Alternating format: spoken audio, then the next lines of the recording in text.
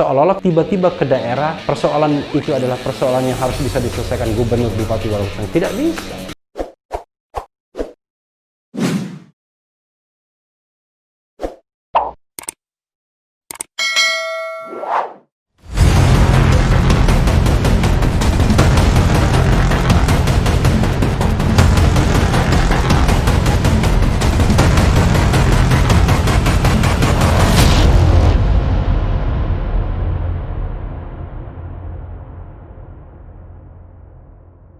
Assalamualaikum warahmatullahi wabarakatuh, Sobat RH sekalian. Jumpa lagi kita di channel yang keren ini, Keren Cadas. Kali ini saya mau uber berita ya, pasti berita yang diuber ya, mengenai tetap Anies Baswedan, Gubernur DKI, yang selalu menyulut kontroversi.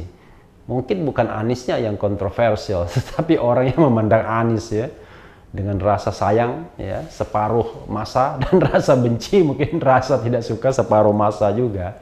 Tapi ini ada penilaian dari Forum Warga Kota ya, Azas Tigor Nainggolan, sebagaimana dilansir CNN. Wah, judulnya sendiri sudah memunculkan pro dan kontra bagi pendukung ya. PSBB Anies menuai kritik, dicap gagal total. Jakarta, CNN Indonesia.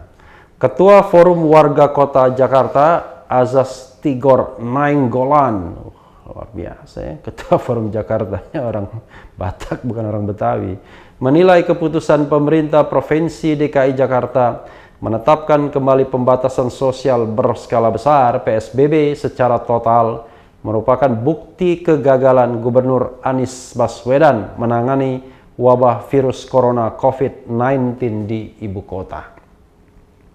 Menurut Tigor, pelaksanaan PSBB secara total di Jakarta sama dengan langkah mundur Pemprov DKI dalam menangani pandemi. Seharusnya pada masa PSBB transisi, Anies dapat mengendalikan penyebaran virus dengan lebih tegas dalam hal pengawasan dan penindakan. Nanti kita bahasnya Sobat Era sekalian, bagaimana kedudukan DKI itu dalam sistem ketatanegaraan dan sistem nasional kita. Tentu tidak mudah karena otonomi itu berkelindan dengan otoritas pusat ya. Anies membuat Jakarta mundur dan gagal total dalam menangani pandemi COVID-19 di Jakarta, ujar Tigor dalam keterangan tertulisnya yang diterima cnnindonesia.com Senin 14 September. Kalau bikin keterangan tertulis itu niat betul ya. Biasanya kan di telepon wartawan suruh memberikan penilaian, tapi ini bikin keterangan tertulis. Ia menyoroti ucapan Anies bahwa ekonomi tidak bisa berkembang jika kesehatan tidak terbangun. Sementara, kata dia, Anies mengajak warga Jakarta bekerja sama dengan Pemprov untuk menghadapi pandemi ini. Apa masalahnya? Menurut Tigor, dua pernyataan itu menunjukkan seolah Anies paling benar dan tidak bersalah dalam situasi Jakarta yang semakin parah akibat pandemi. Ia juga menilai pernyataan Anies tersebut seakan ingin menunjukkan sikap pemerintah pusat yang mau mengedepankan soal ekonomi itu salah. Anies mau mengatakan dan membius publik bahwa dia orang baik yang mendahulukan kesehatan publik, bukan semata ekonomi, kata Tigor. Ya, namanya politisi ya. Tapi memang inilah persoalan dalam penanganan COVID-19 sejak awal. Karena ada soal-soal yang terkait sama ekonomi dan kemudian yang terkait dengan kesehatan. Nah, orang yang tidak punya kepentingan, bisnis, dagang, dan lain sebagainya, ya dengan mudah akan mengatakan kesehatan first, bukan ekonomi first ya. Saya juga akan mengatakan kesehatan. Untuk itu juga Anies menunjukkan bahwa Jakarta tambah parah sekarang ini karena masyarakatnya tidak kompak dengan Pemprov, tidak pakai masker dan tidak sering cuci tangan, imbuhnya melanjutkan. Ya memang tidak boleh pemimpin menyalahkan masyarakat, karena masyarakat itu cermin dari pimpinannya ya. Kalau law enforcement berjalan dengan baik, maka masyarakat akan patuh. Tapi kan kita bukan masyarakat yang patuh hukum ya. Kita bukan a legal society ya, masyarakat hukum yang patuh. Tigor juga mengkritik sikap Anies pada pelaksanaan PSBB pertama kali periode pertengahan Maret hingga awal Juni.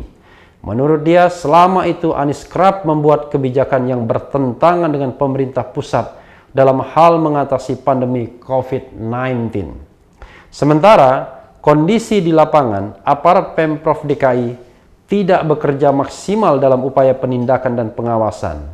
Kemudian, pada periode PSBB transisi sejak awal Juni hingga September, Tigor melihat tidak ada perbaikan dari penanganan pandemi COVID-19 di ibu kota. Begitu Jakarta masuk ke PSBB transisi, ternyata terjadi lonjakan kasus positif COVID-19 melebihi 1.000 kasus per hari di Jakarta. Tingginya angka lonjakan COVID-19 di Jakarta saat PSBB transisi itu membuktikan bahwa proses PSBB awal tidak kuat dan asal jalan tanpa pengawasan serta tanpa penegakan. Maksudnya penegakan hukum mungkin ya, ujarnya. Menurut Tigor, penerapan PSBB secara total per Senin 14 September ini belum tentu akan berjalan efektif. Sebab fondasi dari kebijakan itu masih sama seperti pelaksanaan PSBB sebelumnya. Ya, saya juga meyakini tidak akan efektif, tapi persoalannya barangkali bukan persoalan Pemda DKI. Ini adalah persoalan policy nasional bagaimana menangani COVID-19 yang dari awal sering saya kritik. Pertama, cenderung meremehkan, saya ulangi lagi. Yang kedua, ketika menindak terlambat.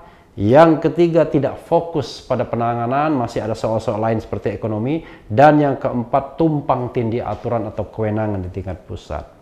4 persoalan itu menyebabkan penanganan COVID-19 bermasalah. Dan imbasnya di daerah tentu, Sobat Era sekalian. Ia pun mendesak pemerintah pusat untuk mengevaluasi kinerja Anies dalam penanganan pandemi COVID-19. Dalam pengamatannya selama 7 bulan pandemi, Jakarta seperti tidak memiliki kepemimpinan dari seorang gubernur. Luar biasa. Sebaiknya pihak pemerintah pusat lakukan dulu evaluasi terhadap pelaksanaan PSBB awal dan PSBB transisi yang 6 bulan ini katanya Anies dijalankan di Jakarta katanya. Anies resmi menetapkan kembali PSBB secara total di Jakarta mulai Senin 14 September. PSBB total akan dilangsungkan 14 hari ke depan atau sampai 27 September 2020. Penerapan PSBB total merupakan salah satu upaya untuk menekan laju penyebaran COVID-19 di ibu kota yang belum menunjukkan tanda-tanda penurunan. Hingga Minggu 13 September, kasus terkonfirmasi positif COVID-19 di Jakarta sudah mencapai 54.864 kasus. Dari jumlah tersebut sebanyak 41.014 dinyatakan sembuh dan 1.410 meninggal dunia. Mungkin saja di daerah lain lebih banyak ya, tapi under report. Kalau tidak ada tes swab test, orang kan tidak tahu akan COVID atau tidak. Nah, sekarang Sobat Era sekalian, ada kecenderungan orang menghindari yang namanya tes ya. Entah itu rapid test atau swab test, terutama daerah-daerah remote. Ya, daerah-daerah slum, daerah-daerah yang katakanlah bukan dihuni kelas menengah ke atas, dan mereka tidak punya kepentingan berpergian dengan pesawat yang mengharuskan tes swab misalnya. Kebijakan Anies mendapat respons positif dari epidemiolog Universitas Griffith, Diki Budiman. Menurut Diki, PSBB total yang diterapkan oleh Anies adalah keputusan berani dan berbasis data. Tanpa kedua hal itu, dia memprediksi beban rumah sakit akan sangat berat. Diki bahkan menyerukan agar daerah lain ikut menerapkan kebijakan serupa. Ini adalah langkah yang harus ditiru oleh daerah lain. Malah ini juga bisa dijadikan rujukan untuk daerah seperti Jawa Tengah dan Jawa Timur. Biasanya kalau Jawa Tengah tidak mau dia mengikuti DKI. Jadi kalau DKI memilih PSBB, Ganjar Pranowo akan memilih kebijakan lain ya. Ini kan soal racing 2024 ya. Tapi menarik juga ketika Ridwan Kamil rupanya mengikuti atau mendukung PSBB Anies untuk wilayah Bodebeknya ya. Bogor, Depok, Bekasi, wilayah-wilayah penyanggah dari DKI. Karena itu adalah wilayah kekuasaannya Ridwan Kamil ya. Ini adalah langkah yang harus ditiru oleh daerah lain. Malah ini juga bisa dijadikan rujukan untuk daerah seperti Jawa Tengah dan Jawa Timur, ujar Diki kepada cnnindonesia.com Kamis 10 September. Jadi sobat daerah sekalian, bicara mengenai COVID-19, penanganan COVID-19, sejak kita tahu bahwa Indonesia ternyata kena COVID-19 per Maret ya, maka sesungguhnya saya sudah berulang kali memberikan catatan tentang ini.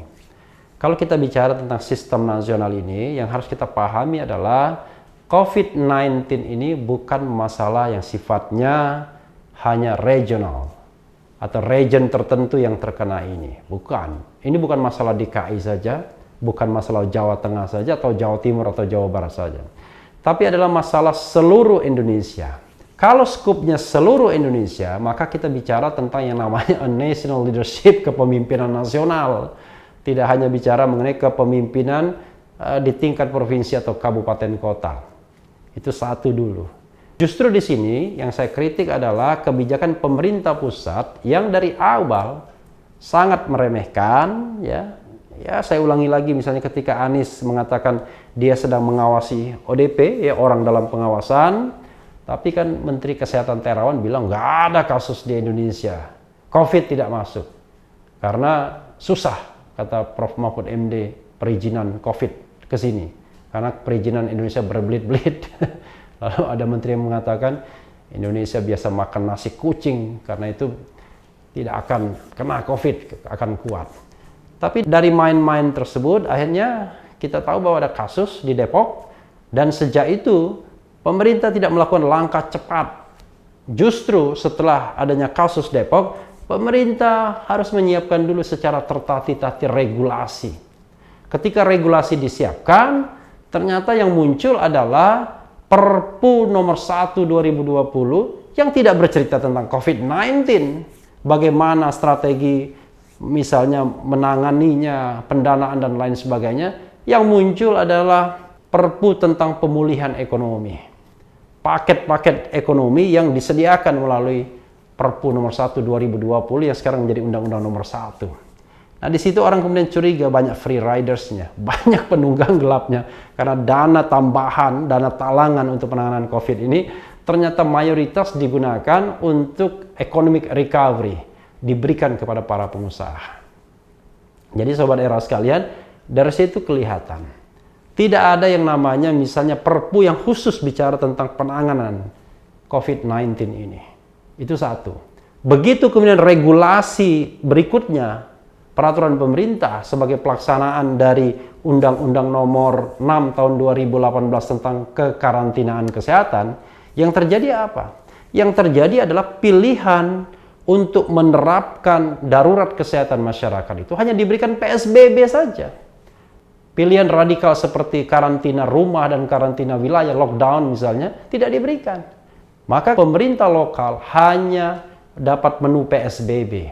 Itu pun sangat birokratis. Menunggu PP-nya, menunggu peraturan menterinya, lalu mengajukan izin, lalu back and forth dari Kementerian Kesehatan kepada gubernur, bupati, wali kota. Jadi langkah Anies Baswedan menetapkan lagi PSBB dalam tanda kutip tanpa berkonsultasi dengan pemerintah pusat, hanya melihat gesture atau pernyataan dari Presiden Jokowi bahwa yang namanya kesehatan harus diutamakan ketimbang ekonomi, yaitu langkah yang patut diapresiasi. Banyak pihak yang mengapresiasinya. Tetapi sekali lagi saya ingin mengatakan, dan selalu konsep saya, tidak bisa kita menyalahkan seorang gubernur, seorang bupati, seorang wali kota dalam hal penanganan COVID-19 kalau masalahnya adalah masalah yang bersifat nasional. Kalau masalahnya bersifat nasional, maka gesture kepemimpinan nasional yang harus kita garis bawahi. Apa kebijakannya, apa reaksinya, dan lain sebagainya. Dan kita tahu ketika Menteri Kesehatan dijadikan leading sector, terlihat tertatih-tatih. Maka kemudian dialihkan ke BNPB, Badan Nasional Penanggulangan Bencana, Doni Monardo. BNPB berbicara dalam perspektif penanggulangan bencana, bukan pemulihan ekonomi. Maka ditarik lagi sekarang, dibentuk tim, tidak hanya soal pemulihan ekonomi, tapi juga penanganan COVID-19. Atau saya dibalik bisa, tidak hanya penanganan COVID-19, tapi juga pemulihan ekonomi. dan diketuai oleh Menko Perekonomian Airlangga Hartarto. Padahal seperti yang saya katakan sebelumnya, 2 darurat ini belum dicabut dengan konsekuensi masing-masing menurut undang-undang. Jadi ada kekacauan di tingkat pusat yang sayangnya kemudian tidak dipahami, tidak ditangkap oleh banyak orang, seolah-olah tiba-tiba ke daerah persoalan itu adalah persoalan yang harus bisa diselesaikan gubernur, bupati, wali kota. Tidak bisa. Karena mereka memiliki pilihan terbatas, karena dalam konteks darurat kesehatan masyarakat dan konteks darurat bencana nasional, deklarasi oleh Presiden Jokowi, tidak ada yang namanya otonomi daerah. Yang ada adalah struktur komando, pusat yang mengkomando bagaimana penanganan COVID-19 itu. Karena itu, keberhasilan dan ketidakberhasilan itu adalah pusat yang akan sangat menentukan. Daerah hanya melaksanakan tugas apa yang dilaksanakan oleh, apa yang diperintahkan oleh pusat, maksud saya. Dan dalam konteks ibu kota, Sobat RH sekalian, kita tidak bisa mengatakan semata-mata karena Anies Baswedan. Ya, Anies memberikan kontribusi sebagai gubernur DKI, sebagai kepala daerah, sebagai kepala wilayah. Tapi jangan lupa, kebijakan itu saling crossing, saling silang, kadang-kadang berkelindan. Sebagai contoh misalnya, pemerintah DKI pernah ingin melarang transportasi masuk dan keluar DKI di awal-awal COVID-19, pandemi COVID-19 ini. Tapi Menteri Perhubungan tidak setuju. Maka kebijakan itu rebutan. Ini kebijakan yang sifatnya sektoral atau kebijakan yang sifatnya regional. Kementerian Perhubungan tidak merasa bahwa itu bukan lagi kewenangan kementerian ini ketika sudah ada darurat bencana nasional dan darurat kesehatan masyarakat, tetap saja mau mengatur soal transportasi, darat, laut, dan udara. Jadi dari awal tidak jelas, tidak ada koordinasi itu sendiri, tidak hanya terjadi antara pusat dan daerah, tapi juga antara agen-agen di pemerintahan pusat, antara BNPB, antara Kementerian Kesehatan, kemudian Kementerian Perekonomian, bahkan juga antara aktor-aktor politik tertentu yang sangat powerful dalam menentukan arah kebijakan ekonomi dan politik Indonesia. Orang-orang dekat Presiden Jokowi misalnya. Jadi Sobat Era sekalian, sekali lagi kita harus balik kepada gesture kepemimpinan nasional kalau mau penanganan pandemi COVID-19 ini bisa berhasil. Jangan salahkan kepala-kepala daerah yang sesungguhnya hanya subsistem dari sistem nasional penanganan COVID-19. Mata kita harus tujukan kepada kepemimpinan puncak. Bagaimana Presiden Jokowi dan pembantu-pembantunya mampu mengambil sebuah langkah, sebuah kebijakan yang efektif dalam menangani COVID-19 ini sesuai dengan pesan konstitusi untuk melindungi dan menyelamatkan rakyat. Kita belum bicara tentang kesejahteraan, baru melindungi dan menyelamatkan rakyat. Mudah-mudahan tetap baik ke depannya. Ada secerca harapan di ujung tunnel seperti yang sering saya katakan. Dan yang penting tetap di channel ini karena Anda di sini ditipu, dirayu, dicecar, dibaperin. Karena channel ini adalah channel yang mengancam, memeras, dan membenci. Jangan lupa subscribe, like, comment, and share. Ciao!